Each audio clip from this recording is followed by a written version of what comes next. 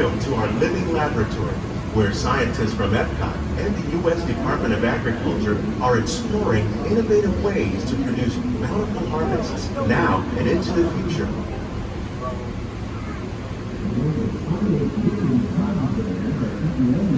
The tropics are home to the greatest diversity of plants on the planet. Many of these, like papaya, bananas, cacao, coffee, and rice, are well known around the world. These are just a few of the edible plants that have been an important source of nutrition for people living in the tropics. Many are rich in vitamins and minerals, while others are well adapted to growing in less than ideal conditions. Some, like the water lily, thrive in wet, swampy areas and waterways. All parts of this plant, even the flower petals, are edible. The starchy root of the plant has long been used to make flour for baking.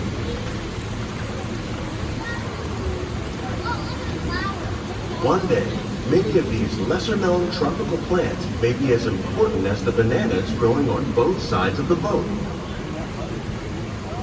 More than 28 million tons of bananas are eaten annually, making it the most popular fruit in the world.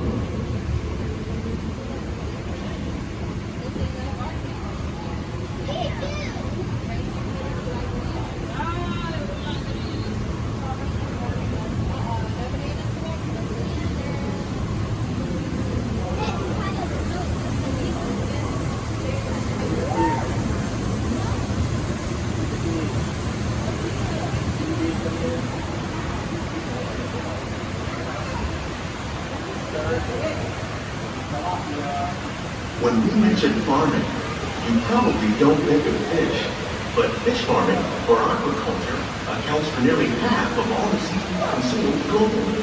Tilapia, bass, and catfish, like the ones you see here, are three of the more popular crops raised by fish farmers.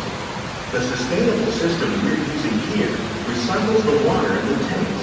As a result, we're able to save millions of gallons each year. Our strong fish farm produces nearly 5,000 pounds of fish each year to serve in restaurants around Walt Disney World. Innovations like this one can play an important role in our efforts to produce bountiful harvests and still protect natural resources.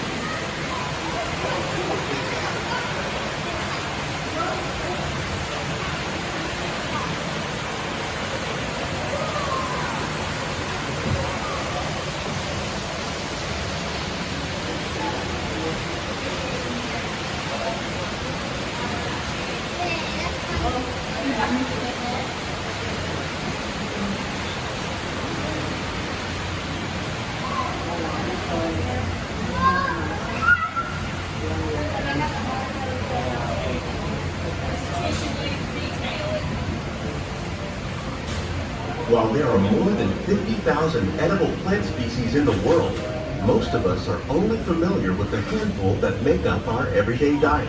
The common grains growing here, wheat, maize, sorghum, and millet, plus rice, account for nearly 2/3 of our global food consumption. Learning how to increase yields of these staples is an important goal of research around the world.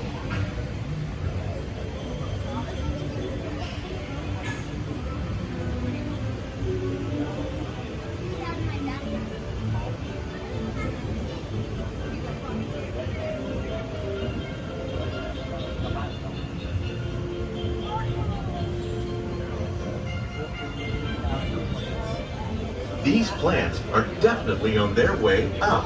Innovative growing techniques like these increase yields while more efficiently using resources like water, fertilizer, and pesticides. Another innovation at work here is our integrated pest management program.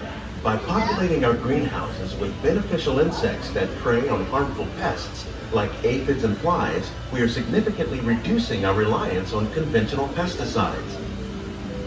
We're growing these crops using our nutrient film system. This technique precisely controls and recycles water and nutrients. With it, we can produce over 27,000 heads of lettuce a year in this one small area.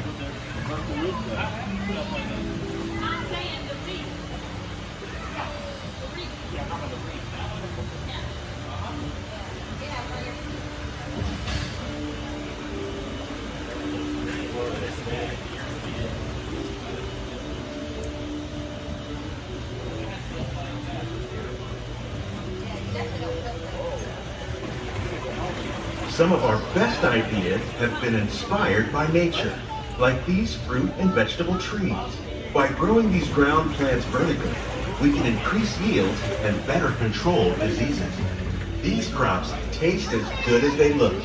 In fact, we serve more than 15 tons of produce from our greenhouses in restaurants here at the land every year.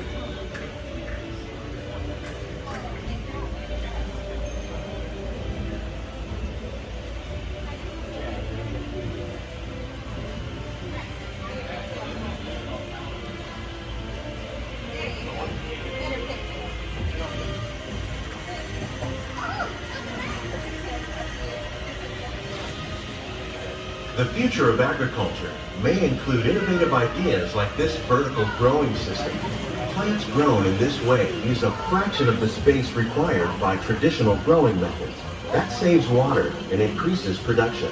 The aquaponics system on your left combines hydroponics with aquaculture. The fish provide a natural source of fertilizer for the plants, and the plants help keep the water clean for the fish. It's another great way to produce more while using less. In our lab, Epcot scientists are working with the U.S. Department of Agriculture on a number of innovative projects. The goal of these efforts is to produce higher yielding and better quality plants. We hope you've enjoyed this unique journey through our living laboratory. If you'd like a closer look, then check out the behind-the-scenes walking tour. It's a chance for the whole family to be up close and personal with the plants and growing techniques in our laboratory. Please keep your hands and feet inside the book and remain seated until the book has simply been stopped.